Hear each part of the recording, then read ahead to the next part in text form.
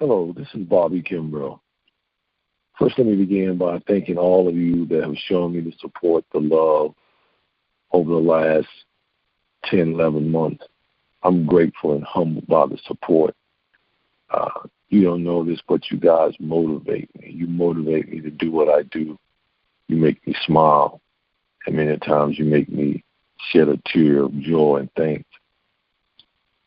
I've been thinking about a lot of things that have been taking place over the last several weeks. Got a question that came to me. What happens after midnight? What happens beyond the fire? And I started thinking about a lot of things, and I was reminded of a story some time ago about three men, Shadrach, Meshach, and Abednego. The king asked them to bow down before a golden idol. When the band struck up, he ordered everyone to bow down. And these three men refused to, Shadrach, Meshach, and Abednego. They refused to bow down to an idol god. As a result, the king bound them, cranked the furnace up, and threw them in. And he threw them in the furnace, and they looked in the furnace, and they said that they're unbound, but it looks like there's a fourth person in there with them, and we only threw three in. The king yelled into the furnace and told them to come out. When the men came out, he was amazed that they were not burned, torched, not even their hair had been singed. And oddly, they didn't even smell like smoke.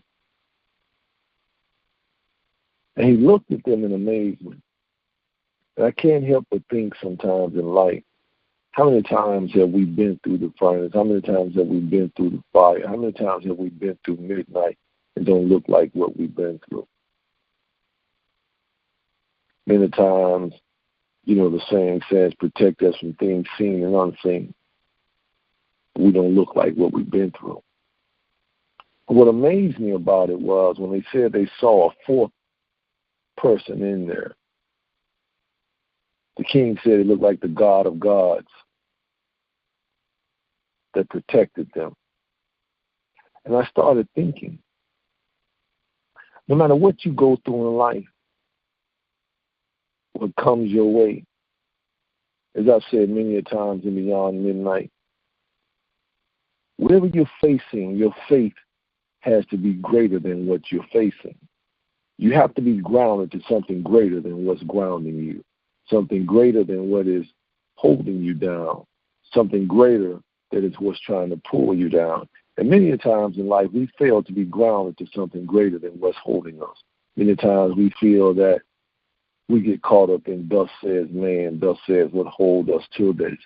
But the truth of the matter, if you're grounded in something greater than this life and greater than man and greater than all the problems that you face and many of the furnaces that you will walk through, there'll always be a fourth man with you. There'll always be the God of gods with you, the King of kings with you. Every chance I get a chance to speak to young men and young women, I have a thing that I do.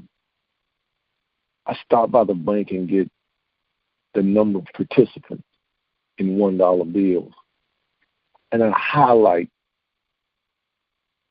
the back of the dollar where it says, "In God we trust." And I do that for a reason. Because if the question is, what happens beyond midnight? What happens after the fire?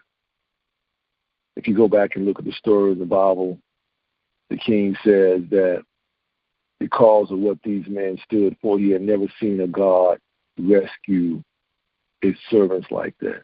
He said anyone that spoke of these gods or spoke negative of these men's God would be punished severely. They were raised as heroes. So the question becomes, what happens after the storm? What happens after midnight? Here's what happens. What I can tell you is that what happens after midnight determines how you go into the furnace, how you go into midnight. Because see, if you go into midnight or go into the furnace with no covering, if you go into midnight not believing, I can assure you that your demise will occur in the midnight. But what happens after midnight, what happens after you come out of the fire, if you went in there with the covering, if you went in there with the belief system, you too will come out unburned, untorched, unseen, and not even looking like nor smelling like what you've been through. So I want to encourage each and every one of you that share with me and listen. And I want you to remember something. There's so many times in life we look and we see a lot of things in this life. From the man standing on the corner with his sign to death falling all around us. You should remember this. There go I, had it not been for the grace. There go I, had it not been for his mercy. And remember this, is that not only do we require covering from something greater than us, covering from God, but we got to start to cover for one another after the storm, after the fire. Because so many of us go through so many things in life, and we need covering afterwards. We need someone to talk to, someone to share with, someone to share our story and our testimony. Because just imagine you sharing your story after the fire, after the storm, how it enhances someone's ability to deal with what they're about to encounter. So I want to leave you with this, is that after the storm,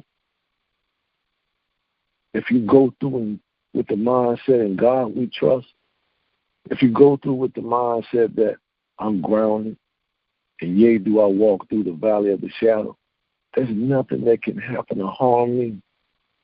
You come out looking just like Meshach, Shadrach, and Abednego. Because at the end of the day,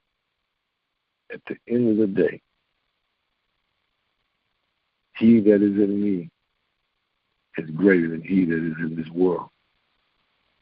I share these testimonies and I share these parts of my life because I see so much happening around the world. I see so much happening in my own community that does not have to happen. It does not have to be. It happens because we have a lack of insight. We have a lack of understanding of who we are. We have a lack of the understanding that we have the ability to call on and call down certain phenomena in our life, certain coverings in our life. But we don't do so because of our faith. So I want all of us to do is start to cover one another before and after the fire, before and after the midnight. I want us to learn to function under the premise that we, in God, we trust. In God, we can do this. We. So, as always, I hope God continue to smile upon you as you go through the storms, the midnights, and the fires of your life. Just remember, there is strength in the struggle, and there is strength in the fire. And thank you again